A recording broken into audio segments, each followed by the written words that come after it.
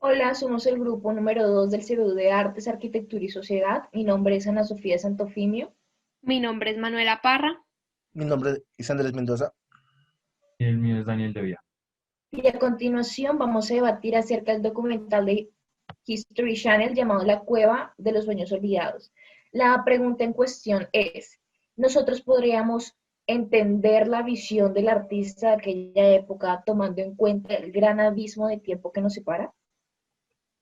Bueno, yo en cuanto a esta pregunta pienso que en parte sí se puede y en parte no, porque digamos, lo que veía en el video que decía la científica es que muchos de estos dibujos, como por ejemplo los que tenían el caballo y el rinoceronte, se veía que estos dibujos estaban superpuestos uno entre otro.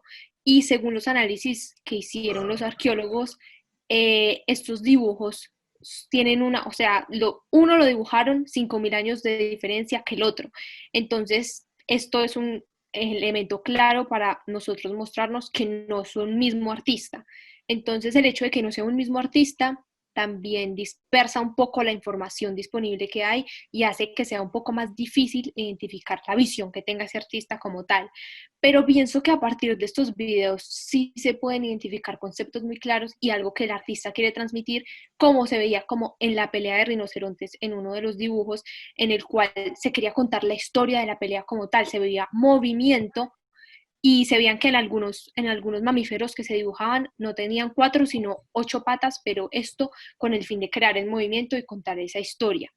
Me pareció muy interesante lo de cómo identificaron que habían diferentes artistas en esa cueva y también el artista de que tenía un meñique como más pequeño que los otros dedos de su mano por cómo plasmó sus manos con la tinta roja en las piedras y cómo fueron siguiendo los trazos de este personaje dentro de la cueva. O sea, pienso que eso yo nunca lo hubiera pensado como tal de como identificar a alguien por la figura de su mano y cómo la plasmó en la piedra, y se me hace que estos indicios hacen que nosotros podamos entender mejor la visión del artista, pero como tal, como muchos dibujos están superpuestos entre otros, entonces eso sería como una, como un desafío que tienen los arqueólogos para poder entender cómo se desarrollaron los humanos en ese tiempo y su perspectiva de lo que plasmaban con sus manos. Yo, a diferencia de Manuela, yo estoy no, casi seguro no, estoy 100% seguro de que nunca vamos a poder entender la visión de un artista de tanto tiempo, puesto que no tenemos ninguna prueba contundente de decirnos cómo era el comportamiento de esa persona, cómo era el comportamiento de la sociedad. Para mí es algo muy difícil, muy complicado poder decir con certeza el pensamiento de un artista sin poder, bueno, sin haber vivido en esa época, sin saber cómo eran las situaciones o las relaciones entre tribus, entre las mismas personas de la aldea, entre, bueno, de las personas que se juntaban, y tampoco la relación que tenían con la naturaleza o con los animales. Para mí es algo que va a ser imposible conocer la visión de un artista porque simplemente tenemos que mirar el arte que se está viendo hoy en día, que puede ser un excusado, puede ser en tal lugar de cierta manera que simbolice una cosa que en un futuro, si no se guardan las correspondientes visiones del artista escritas letra por letra, va a ser imposible que entiendan el significado de esa obra. A diferencia de muchas obras que sabemos qué piensa el artista, porque quedan las evidencias en internet o en escrito. De esa época no tenemos nada escrito de qué pensaba el artista o por qué lo quiso hacer. Para mí es algo imposible que podamos saber esa intención.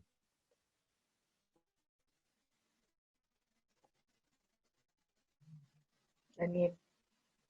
Yo opino que depende más de las personas, ya que, como podemos ver, en el video muestran a un señor del circo, el cual al entrar en la cueva, como que esos dibujos lo hacen viajar al pasado.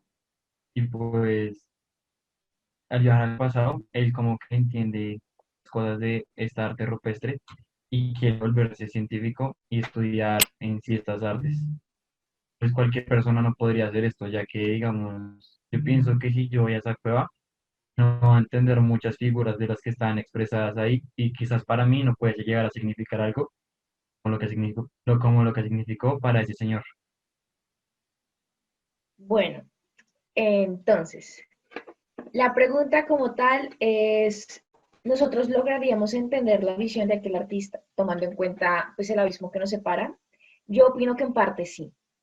Tal vez la teoría que voy a presentarles está soportada sobre algunos pilares un tanto volátiles, pero debemos tomar en cuenta que nosotros somos humanos y tenemos una línea, una conexión con aquellos antepasados.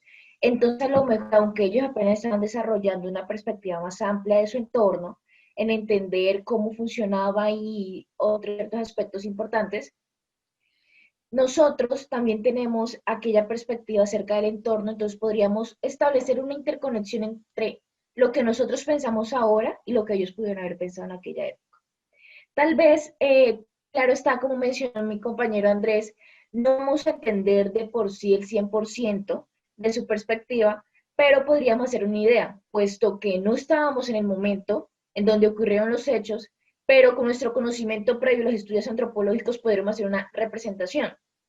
En el documental mencionan de que el entorno en donde se cueva es un entorno muy bello que se podría comparar con las óperas de Alemania y con el género de romanticismo, puesto que hay una belleza resplandeciente en este entorno.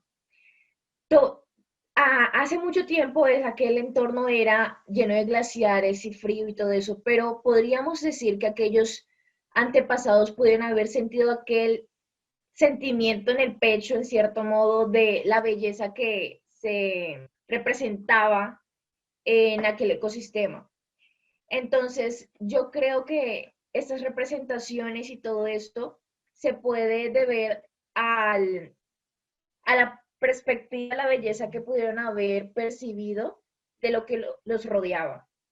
Y también podría ser una manera de poder clasificar o tener un conocimiento previo de aquello que lograban admirar. Entonces, esto es todo lo que tengo por opinar, pero hay una pregunta que me gustaría hacerle a mis compañeros. ¿Creen que esta fue la única representación de arte que hubo en la época paleolítica? Yo pienso que no fue la única representación de arte porque como lo habíamos visto, ellos encontraron fragmentos de flautas con las que se hacía música, entonces, y también digamos en las estatuillas que mostraban, era como si ellos estuvieran transmitiendo parte de sus creencias al ver, digamos, me recuerdo mucho una estatuilla de cuerpo de hombre y cabeza de león, en donde se ve que ellos tenían ritual, o sea, se puede identificar una cultura como tal con eso.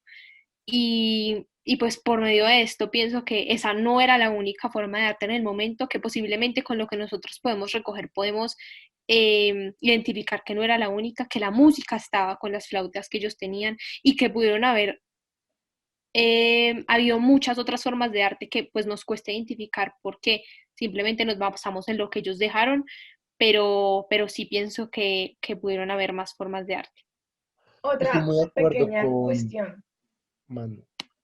Chicos, Ah, ¿ustedes creen que en realidad ellos consideraban eso como arte? ¿Creen que había cultura o que solamente Creo que sucedió? Andrés iba a decir algo, entonces, si sí, quieres, la dale. pregunta anterior es algo que se puede predecir de que sí va a haber algo de cultura. Bueno, no hay cultura, pero sí de cierta expresión artística, puesto que nuestros antepasados tendrían miedo a ciertas cosas y tendrían a creer en ciertos mitos para poder sobrevivir y no tender tanto en la locura.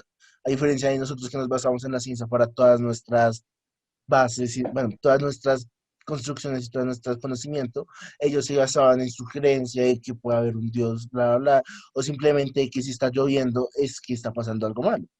Entonces, por eso tiene que haber más expresiones artísticas porque ellos no entendían qué estaba pasando y para ellos puede ser que simplemente llover es que algo malo estaba pasando en el planeta. O al contrario, si Andrés, estaba lloviendo era algo bueno. ¿estás considerando que ellos ya tenían una deidad divina? ¿Que ellos ya tenían un dios? Para mí no es como que estuvieran pensando en un Dios conscientemente, sino estaban simplemente al no entender las cosas, se lo pasaban a alguien más. Y ellos simplemente interactuaban con el ambiente sin poder comprender al 100% de ello. Si veían llover puede ser algo malo o puede ser algo bueno. Depende de la época del año o depende su situación actual. Para mí Pues no es sí, que estén pensando en un Dios como nosotros, de que es un Dios vengador con tales y tales reglas, sino simplemente piensan por sus experiencias pasadas de que si está lloviendo puede ser algo bueno o puede ser algo malo. Si está temblando la tierra puede ser algo bueno o algo malo. Entonces ellos tienen sus mitos porque no entienden por qué pasaba ello. Yo pues lo veo pienso más que como desde la perspectiva que lo decía Ana, de cómo ellos se manifestaban y expresaban lo que ellos vivían y lo que los rodeaba al dibujar esos animales, más como tratar de mostrar lo que ellos, sí, o sea, las experiencias que ellos tenían en ese proceso de sobrevivir. Yo opino solo, que no habían mitos como tal, sino que eran solamente representación de las experiencias, tal como lo comenta Manuela. Además, se podría decir que estas representaciones, tal como lo dijo Andrés, al no entender las cosas, entonces transmitían el conocimiento para ver si las siguientes generaciones inconscientemente podrían responder a esta pregunta, puesto que es muy importante y se ve desde la época en donde nosotros, los simios, logramos, bueno, lograron cambiar su fisiología debido a las adversidades del entorno, que la transmisión de los conocimientos es un punto muy importante para nuestra evolución y era sumamente crucial para nuestra sociedad. ¿Algo más por agregar? yo solo quería agregar a la primera esa pregunta, a lo de Manuela, que si hubo música, muy probable hubo danzas, que de pronto se complementan a lo que decía Andrés de las lluvias, de los terremotos o eso. Y a la segunda pregunta, pues pienso que los dibujos no creo que lo tomaran como arte, sino la manera de representar lo que ellos vieran o acontecieran, para contarlo a pues hijos o nietos o para lo que ellos quisieran en ese momento. Bueno, muchísimas gracias. Este fue el debate de hoy.